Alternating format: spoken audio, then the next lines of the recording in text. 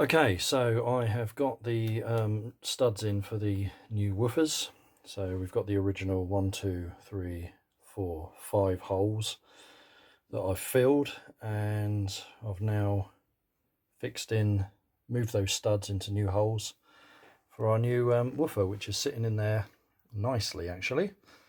I've also opened up the top cutout ready for our new tweeter in the square bezel.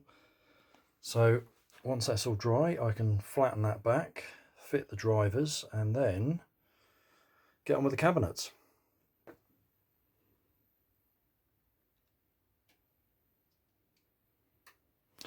What I've also done is retained 1, 2, 3, 4 studs.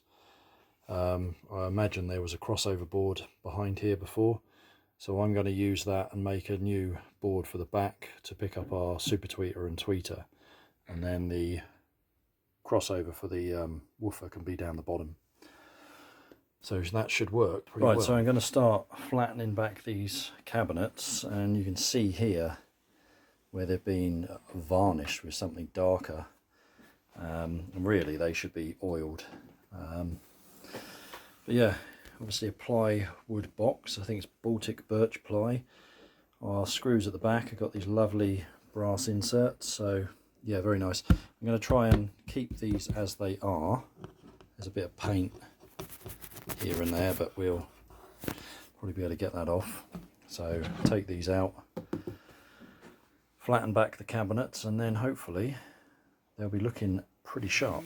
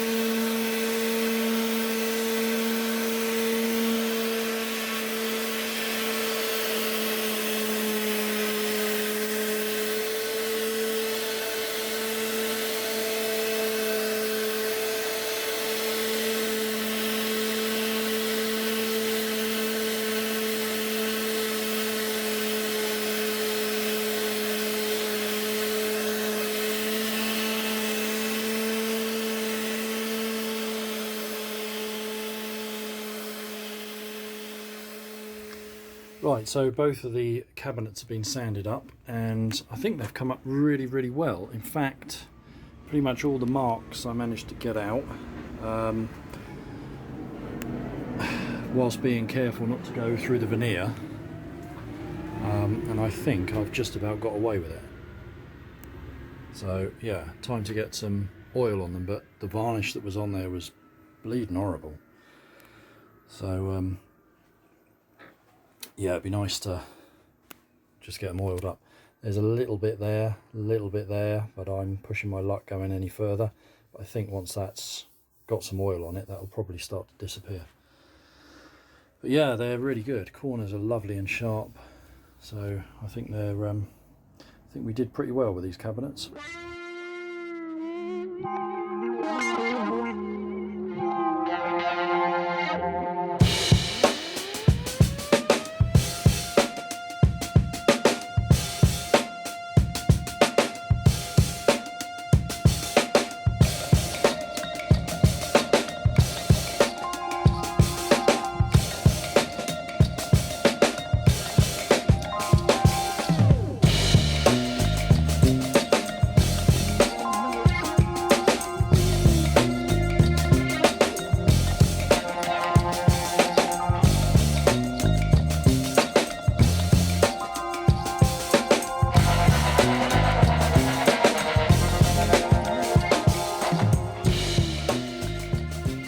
these have been sanded back now and they've come out really nicely.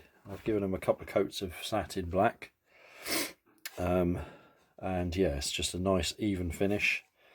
Yeah, pleased with that. So what I'm going to do is get the drivers mounted in here, and then I've decided, like the LS 35A, I'm going to go round it with Velcro, because I'm actually going to use this to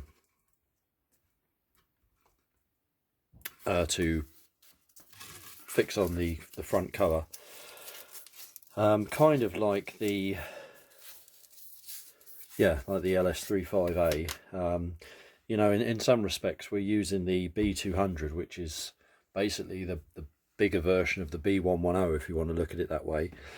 So you can imagine this with the B200, and if you use the T27 like the LS35A does, and then the HF1300 in the middle, you've kind of got a bigger version of the LS35A, which kind of makes you think about these being your main left and right speakers. The LS35A, whilst an expensive choice, then being your rear surrounds, and then custom building a centre channel, maybe with two B110s and a KEF T27 in the middle. But anyway, that's going off on a tangent, but that's what I'm going to do. I like that look, so yeah, I think that's what I'm going to do with these, run round that, and that's going to hold my grill on, and also having that softer edge will help with the probably edge diffraction that we get from the bezel that runs around. So a few advantages really. So I'll take these out whilst my Velcro runs around. And then obviously our screws will go through this as well.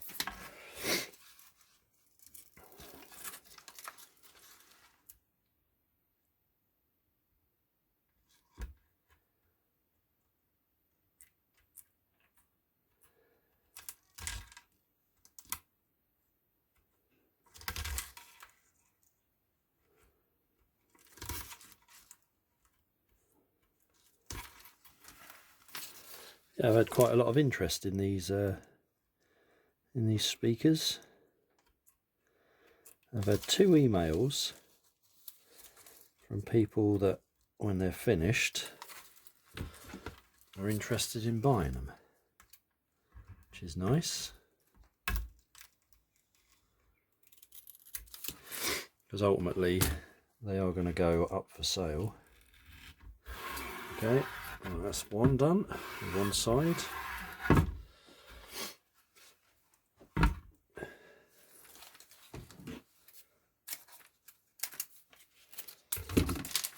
I still haven't found a square bezel for the other HF or the other super tweeter that I'm building, so I'm still on the lookout if anyone knows of one. I'll probably build something with some fiberboard or something as a stopgap.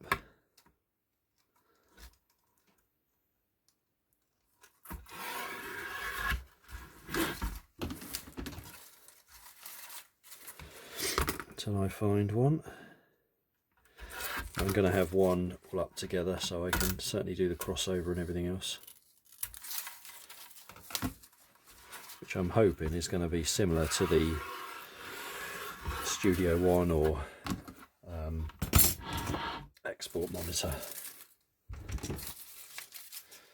Obviously what I'll probably do is copy the HF1300 section of the crossover, and then modify the super tweeter part and the woofer, but I will clone the crossover first and see how that behaves with those drivers, because I don't think it's going to be a million miles off.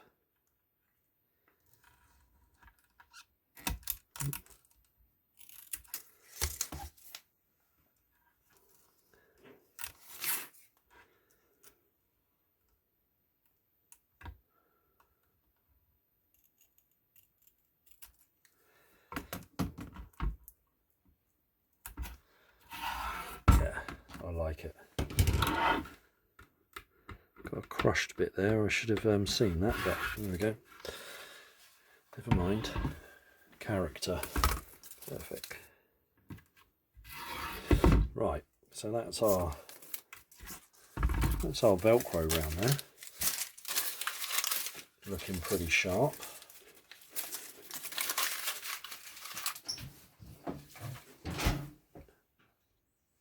Yeah, so I will staple these.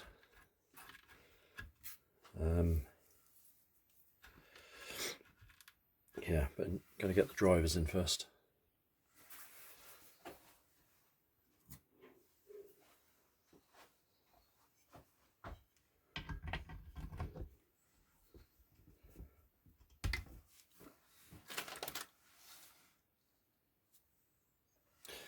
Right, so I found some nuts that fit, and I've also got some fibre washers, which I suspect these probably would have had. I'll put some metal washers on. And these are all coming out of my massive pot of salvage parts from old speakers.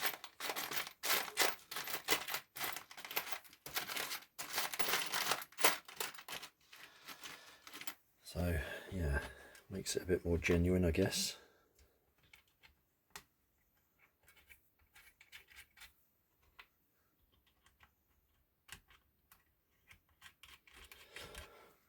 So I'm going to do a little crossover board at the bottom for the woofer.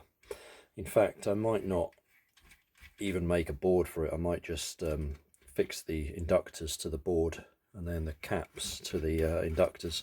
But I will make a little board here for our tweeter and super tweeter. We shall see. Right, I'm not going to over tighten those yet.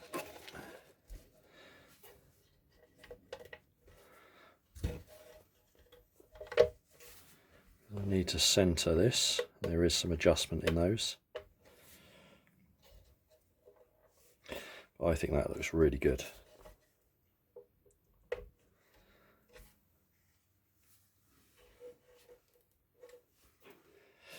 Yep. Right.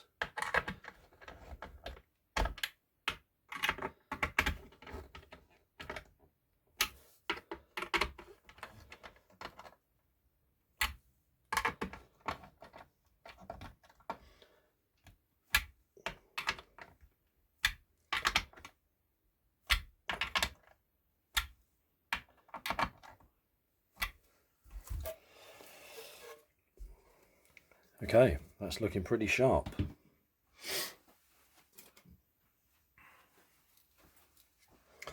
So next is our HF 1300. So I've gone around that in foam to seal it against this and to hold it in nice and tight.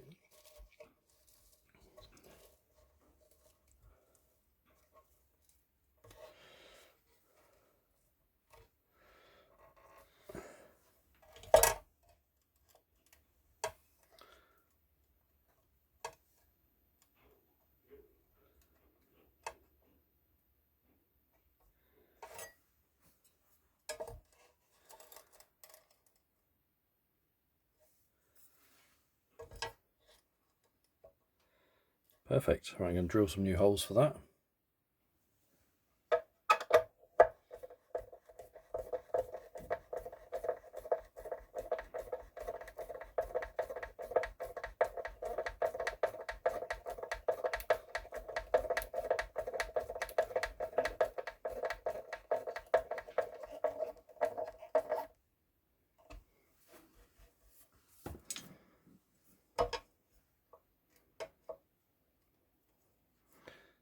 Perfect. Yep.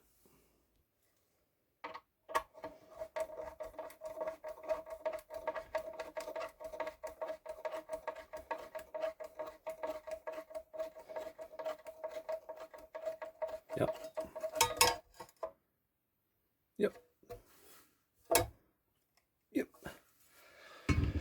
Right, happy with that. I'm going to leave the tape on there at the moment because I don't want any crap getting inside that.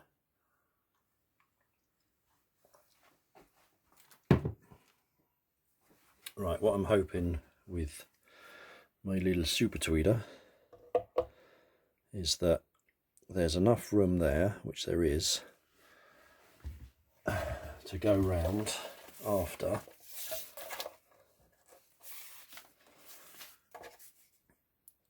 with some foam. Yes. Because the eagle-eyed of you would realise or would have noticed that I'm not recessing these, which I should do really, but no, I'm not going to that bother of routering this to drop them in. Yeah. Right, so I'm going to fix this in and then we'll put the foam around it.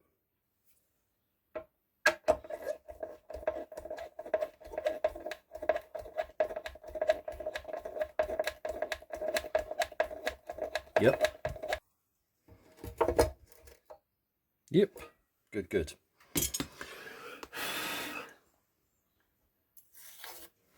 I think that looks pretty damn good. So what I will do is drill out these 3 holes and get some flat or slotted self-tappers to go in there, or I might change all of them to something with a posi drive head on it so they all match. But yeah, a bit of a detail at the moment.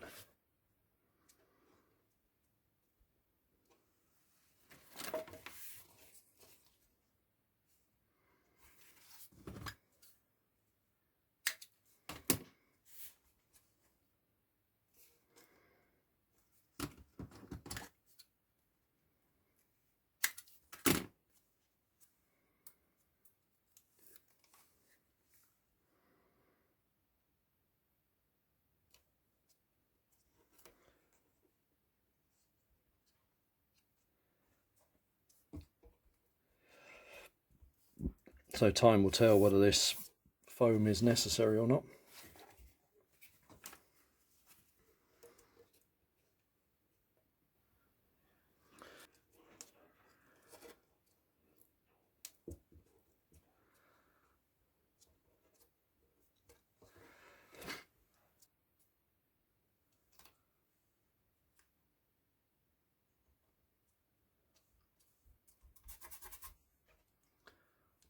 Yeah. No bad. No bad. So this Velcro is on there so well, I don't think I'm going to worry about stapling it at the moment. We will see when I make the covers whether that becomes a necessity or not. We shall see. So the cabinets have come up really, really nicely. Very pleased with these. As you can see, we've gotten pretty much all the marks out. I still need to probably give them 2 or 3 more coats of oil, but yeah, they're getting there. But let's have a look at what this is going to look like on here.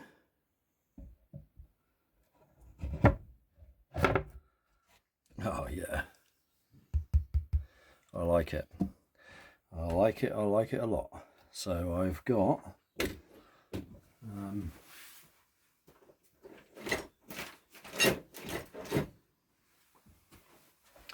it is, right in front of me. So I've got a depth of about 10 mil to play with. So I'll make some covers using 9 mil ply, which obviously will cloth, Velcro the back of them, and they'll fit in here nicely. We'll have a little pull tag on them that I like doing, and I think they're going to look stunning. I really do. So we'll see how this works out. I might need to build the foam up a bit higher, but I suspect we're probably not going to notice any difference if it was on there or not. So yeah, pretty pleased with that. Right, cool. So next video we'll get the crossovers together and measure them, see how that works out with this tweeter and this woofer, because really the only original thing is the HF 1300 16 ohm and the cabinets. You know, whilst I'm pretty sure this is going to be a very good substitute for the woofers that were used in these, and obviously things like the LS36 and Studio One and that sort of thing. I think there's probably going to be a little bit of integration, but we'll see how that goes. Anyway, catch you soon.